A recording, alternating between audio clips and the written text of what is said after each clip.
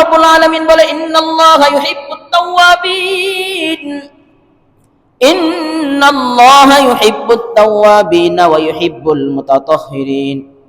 আল্লাহ পাক রব্বুল আলামিন বলেন, বান্দা যারা গুনাহ করার পর আমি রব্বুল আলামিনের নিকট তওবা করে, যে বান্দা অপরাধ করার পর গুনাহ করার পর আমি রবের কুদরতি কদমে সিজদা লাগায়া আমি রব্বুল আলামিনের দরবারে হাত তুইলা চোখের পানি ছাইরা যে বান্দা তার নিজের গুনাহের জন্য ক্ষমা চাইবে, আমি রব্বুল আলামিন ওই সমস্ত বান্দাদেরকে ভালোবাসি। বলেন সুবহানাল্লাহ।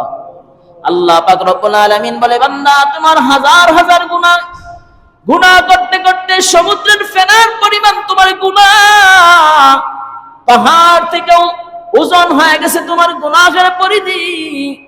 এই বান্দা সব গুনাহ নিয়ে যদি একবার আমি রবকে রব বইলা ডাক দাও, একবার চোখের পানি ফেলায়া আমি রব্বুল আলামিনের কাছে ক্ষমা চাও, তো আমি রব্বুল আলামিন তোমার জিন্দেগীর সবগুলি গুনাহ ক্ষমা করিয়া তোমাকে আমি আল্লাহ প্রিয় বান্দাদের কাতারে নাম লেখা দেব। বলেন সুবহানাল্লাহ।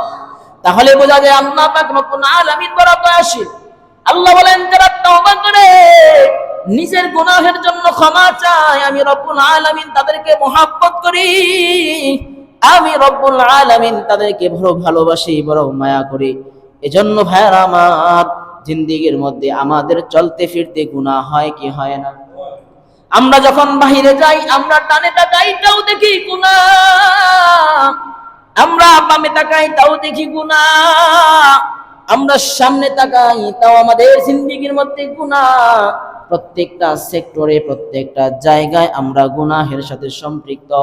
আল্লাহ পাক রব্বুল আলামিন বলে, বান্দা তুমি এত পরিমাণে গুনাহ করো, এত পরিমাণে আমি রবের নাফরমানি করো, এরপরও আমি রব তোমার রিজিককে বন্ধ করি না, এরপরও আমি রব এই যে আলো দিতেছি, বাতাস দিতেছি, নিঃশ্বাস নিতেছো, আমি আল্লাহ তোমাকে বিভিন্ন জায়গা থেকে খাবার সংগ্রহ করে দিচ্ছি, কোনো কিছুই আমি রব্বুল আলামিন তোমার বন্ধ করি নাই, সব রিজিক দিয়া দিছি। আমি রব্বুল আলামিন সেই আশায় বসে আছি। আমার হাজারো নাফরমানি করবা, আমার হাজারো নাফরমানি করবা, হাজারো তোমার জিন্দেগীর মধ্যে গুনাহ করবা, আমি রব্বুল আলামিন শুধু অপেক্ষায় বসে আছি একটা সময় বান্দা তোমার নিজের ভুল বুঝিয়া আমি রব্বুল আলামিনের কাছে ফিরে আসবা, আমি রব্বুল আলামিনের কাছে তওবা করবা।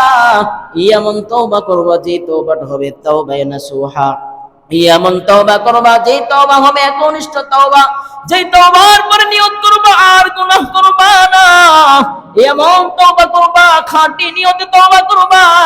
সেই আশায় আমি রব বসে আছি। শুধু তাই নয় রে বান্দা, প্রতিদিন শেষ রজনীতে আমি রব প্রথম আসমানে আইসা বান্দা তোমার ডাকতে থাকি, আয় বান্দা আয়, আয় তোর জিন্দেগীর গুনাহগুলিরে ক্ষমা করে আনে, আয় বান্দা তোর কি প্রয়োজন, আমি রব্বুল আলামিনের কাছে চাই।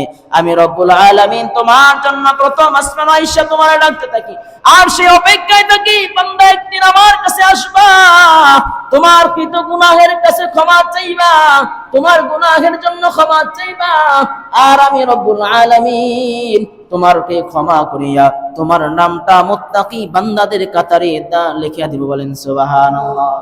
এজন্য রব্বুল আলামিন সব সময় বান্দার জন্য অপেক্ষা করে, সব সময় বান্দার জন্য অপেক্ষা করে। আমরা তো নিজের জিন্দেগিতে গুনাহ করি কিন্তু ক্ষমা চাওয়াই নিতে পারি না।